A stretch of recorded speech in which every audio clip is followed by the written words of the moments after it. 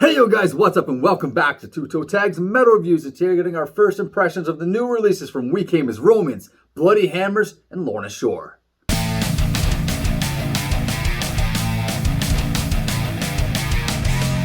So, 3 new albums today that we checked out. I think everybody that's watching this video is here for one reason. We're going to save that for the end. Yeah. So let's talk about, I'm going to start with We Came as Romans. All right. So they dropped an album today called Dark Bloom. Now I've heard this band before, but I'm pretty unfamiliar with them. I kind of just know they're a metalcore band. I've heard a song or two here or there throughout the years. So this is my first time kind of listening to We Came as Romans as a full album. And I thought it was decent. Not particularly my type of music, but I didn't hate it at all. It's got some elements there that surprised me because they're not like a typical basic metalcore band. It has some elements there that I thought were kind of unique, and those elements were kind of like new metal vibe stuff. Like I was getting some Linkin Park vibes in there. There was 1 or 2 songs that had like some rapping and stuff, which is something that again you hear in a lot of new metal type of stuff from back in the early 2000s. Other than that though, it was pretty typical after that. Like, you know, the riffs, the melodic elements that you get from a lot of new metal. I know there's a lot of fans of this band. They've been around for a bit and they got a pretty big fan base, and I can see why. I think they're a pretty tight band. I did enjoy the album. I thought it was fine. There's not really any songs that really stood out to me that much. They kind of just came and went for me, but I didn't hate it, which is a good thing for me because, like I said, it's not particularly my type of metal. It's interesting that you kind of saw a little bit of the virtue in that, despite it not being your kind of thing. For me, I don't know exactly what I really expected. I knew this was a metalcore band, but I thought, you know, something cool was going to happen. And from my experience listening, it just sounded like the average modern metalcore album to me. And it's funny just you're saying that it doesn't sound like that, because to me it did. However, in my case, I didn't really get a focused listen to the album. So I'd like to go back and check it out again just to see, okay, what about it? Like maybe there is something really there, but it just based on my experience with the album, just on a first impression, it really just felt unremarkable. Like it was metalcore, like modern metalcore, and that was about it. There was a song called Double Speak. That was really the only one that kind of got me to turn my head and think, oh, what's this one? Okay. And the sounds or whatever that was going on in the beginning was kind of annoying, but once the song kicked in, I'm like, hey, that's actually pretty good. So I just got to check it out again, to be honest. Like I feel like there's probably more to it, but just based on my first impression, there wasn't really much going on. Fair enough. Bloody Hammers, washed in the blood. And we've covered Bloody Hammers on this channel a few times. Yes. I think we've done a couple reactions. I can't remember if we reviewed the second album or not. We did. We reviewed The Summoning, which came out in 2019. 2 Toe Tag album. Which was a 2 Toe Tag album. And then we did Songs of Unspeakable Terror, which I believe was January of last year, 2021. Yeah, but that didn't get 2 Toe Tags. That was a little bit less favorable. No, it was a very repetitive album. So this band is a good band. It's a 2-piece band. They're horror themed. And they're not quite metal all the time. They do have some metal stuff, but a lot of it's more hard rock or, you know, the lighter side of heavy metal maybe. But it all still hits pretty hard because of the themes, and, you know, the riffs are heavy. You could maybe attribute it to Ghost in a way, in that kind of in the heavy factor, the heavy scale. Yeah, they're probably in like a same just general ballpark as Ghost in terms of genre of metal. They're kind of like that. Exactly. Vocally very different though than Ghost. They don't quite have the higher pitch like that. But this guy's got a great voice. I really like his tone. Very unique voice. Very unique people really voice. sound like this guy. Exactly. And I don't know, it's one of the reasons why we covered them in the first place, because we heard a song like whenever The Summoning came out, and we're like, holy crap, this band's pretty good. Let's review the album. And like, they're that kind of band where you listen to them once or twice and you go, these guys are pretty fresh sounding. Mm-hmm. So again, had a good time listening to the album. It was pretty good. Not a lot stood out to me as far as this track or that track. They're all pretty solid. But the first track, which is called Black Sunday, it could be just because it's the first track, but it stood out to me the most, if I'm gonna pick one. But I thought the whole album was pretty solid. Yeah, you know what? I thought this album was really cool. One of the first things, if not the first thing I noticed was, wow, this guitar tone is heavy. Yeah. Just a lot more raw and dark and harder sounding guitar, and I like that quite a bit, and that does separate it from the last 2 albums as well. Like the guitar tone is just different, and I really like it.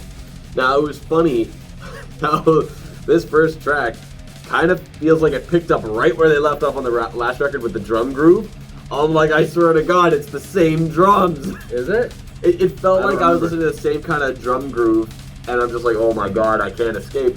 But luckily on this album, it was nowhere near as repetitive as the last one. The drums did change things up. There were songs that sounded different, you know, more so than the last record. So I was happy for that.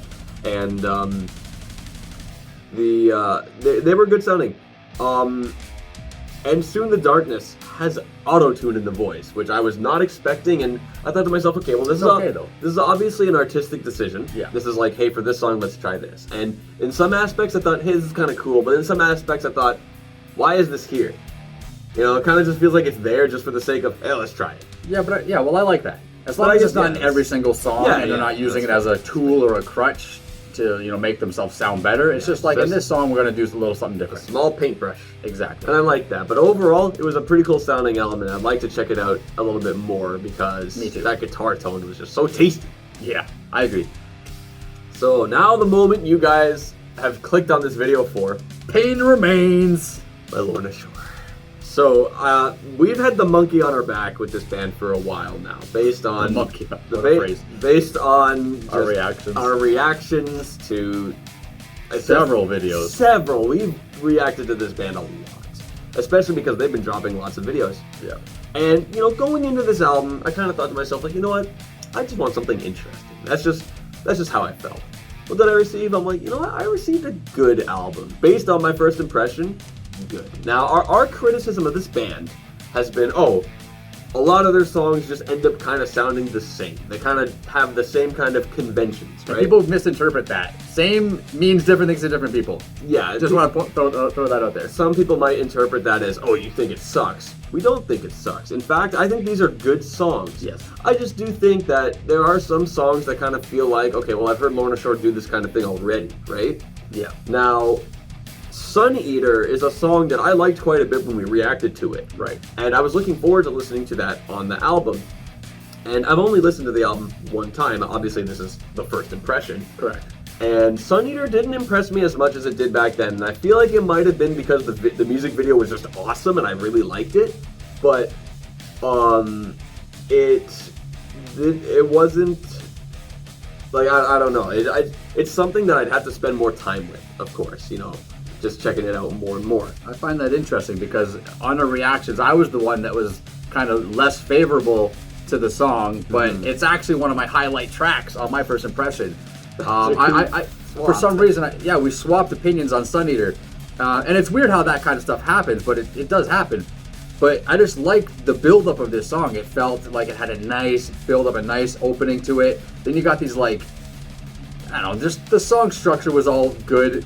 Very common with a lot of the rest of the album, but metalcore riffs on top of blast beats. The beat down, breakdown was cool, and also had a good solo. But for some reason, even though other songs have those elements too, this one stands out a little bit, for me anyway. Something I noticed about this album is that there are actually a lot of songs with cool moments in them. Like the first track, you know, it sounds like what you'd expect from like an opener, but has this really cool syncopated rhythm groove going on at the start. I actually like that quite a bit, and I wish there was more of that. And I wish a lot of these songs had more of that kind of thing to not only make them feel unique, but to also just be like, oh, this song does that. This song has this cool thing, and they all have their own unique things that come together. Soulless Existence actually feels like a midpoint of the album, and it stands out with its main groove not really being like a crazy, just giant blast beat. And I like that. I like that they have a defined midpoint that you can notice. I like that a lot. Once again, just to clarify, the repetitive nature of, I guess, this band's compositional method is not a huge problem. It's just, that's just kind of what you expect from this band. And that's one thing I really understood when listening to this album, is that, like, yeah, this is what Lorna Shore does. This is just what they do, and that's totally fine. Now, the title trilogy. We got probably the most flack from when we checked out part 1 of Pain Remains. Yep. And after listening to the entire thing, I think the Pain Remains trilogy is probably the highlight of the album. Agreed. And first off, it's essentially a 20-minute song. An epic, yeah. I've never, ever heard of a deathcore band making a song more than 9 minutes.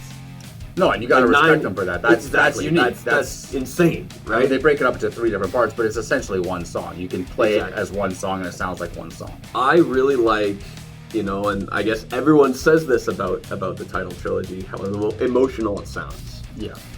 How sad it sounds, the way the melodies go, the fact that they incorporate a lot of halftime rhythms with the way Will is screaming with desperation in his voice. Mm-hmm. You can, it's like that rock bottom kind of feeling, like he's just lost everything. And that's kind of also a part of the subject matter, which even makes it even more sad. It gives it more weight. Exactly. And, part 1 felt good for that. Part 2 felt good for that. The beginning of part 3 starts with violin, which is what we mentioned at the very end of our reaction to part 2, because that you can kind of hear that at the very end of the part 2 music video. Mm-hmm. And a lot of the Lorna Shore songs are going to start with like this symphony, these kind of orchestral instruments to build you up. Cool. For some reason, and maybe it's just because of how good parts 1 and 2 were, part 3 got me hyped with that orchestral beginning. In that specific moment, I was actually really feeling like, yeah, here we go.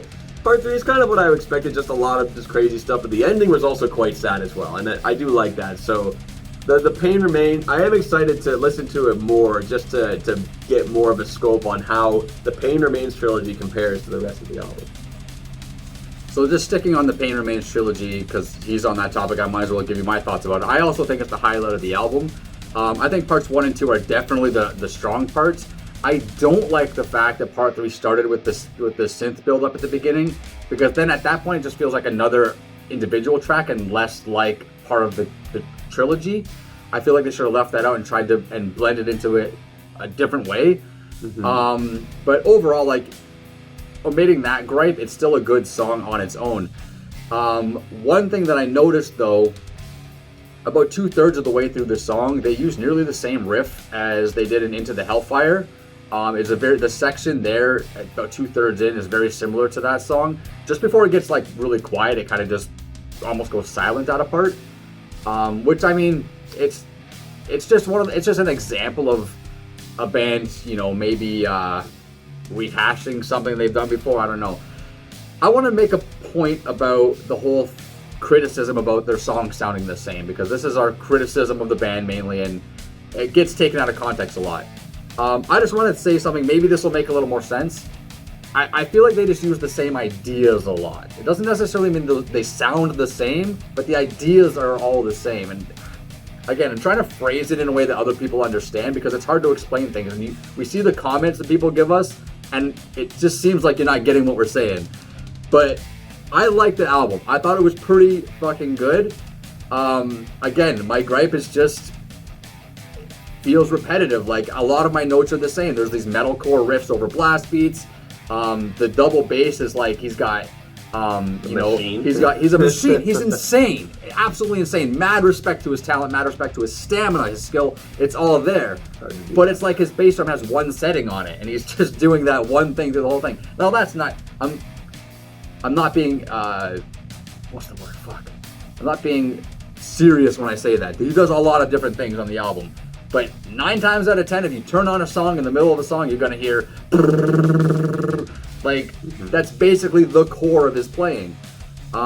Rhythmically, I feel like this band really struggles. Like you mentioned, the first song has that syncopated rhythm.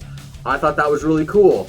I think they should do more of that stuff, because that really helps break things up. I also agree on track number 5, Soulless Existence. This song feels like a mid-album track. It's great. It has some stuff you mentioned rhythmically that breaks it up. Drums, I'm guessing. There was something about the guitars during the outro and stuff that I found unique, and I'm like, how? I was like, wow, this makes this song stand out amongst the rest of the album. There are things like that speckled throughout. The biggest draw to this band is Will's vocals, okay? And I know why. It's all because of the zombie noises he did. Impressed everybody, and now that they're on the Will train. I get it. He's good.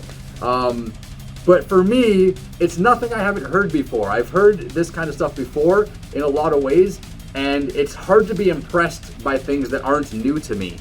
So, and another example I'll give you is something else that I've heard a couple times in this album, track number 1 being one of them, the Shagrath voice. So, Shagrath from Doom of Gear has a specific sounding voice. Now, Ben Durer from Shadow of Intent does the Shagrath voice on a few of his songs, and he does it notably as homage to Shagrath because he's a fan. On this album, Will also does the Shagrath voice on at least one or two occasions, which I think is cool, but again, I'm listening to it going, okay, it's just something I've heard other people do. At the very least, you can appreciate the variety. There's some variety. There's variety there, yeah, for sure. And he's good at all of it. There's nothing wrong with it. I think the best thing for me on this album vocally is the pig squealy stuff he does, which is again not exactly original, but it's the way he puts it in. Doesn't overdo it. Just throws it in little. They're like almost like if you listen to like a singer like Celine Dion or Beyonce, like one of those divas, and they do like runs, or Christina Aguilera. He does it in that kind of way where he's doing like some growly things and he'll throw a little squeal in there. I don't think that's by accident. I think he's got that much vocal control that he can just pick where he puts it, and it's tastefully done. And I have to respect that kind of talent. It's just, I think he's very good at that kind of stuff, and I think those kinds of things might be why people gravitate towards him so much as, this high-tiered vocalist. As far as everything else goes, I mean, we're gonna review this album for the week. So my hope, and I really hope, is that these songs start differentiating themselves to me a lot more, and they don't start feeling like the same ideas used repeatedly, like the metalcore riffs over the blast beats and the synth intros and the synth overlays and that kind of thing. It's got a lot of potential, and I know there's a lot of people here that are hyped about it, and you guys are probably gonna love it. But we're critics, we're here to review, we're here to pick out things we don't like and things we do like, so that's what it is. Yep, and that's all we got for you guys today. And we're going to listen to Pain Remains constantly throughout the week, and we're going to review it next week, so stay tuned for that. And that's all we got for you guys today. Remember to like the video if you like the comment. Tell us in the comments below, what do you think of Pain Remains or any of the other albums that released today? We love to hear what you guys have to say. I'm TV Fish. And I'm Wild Self. Keep the heads banging.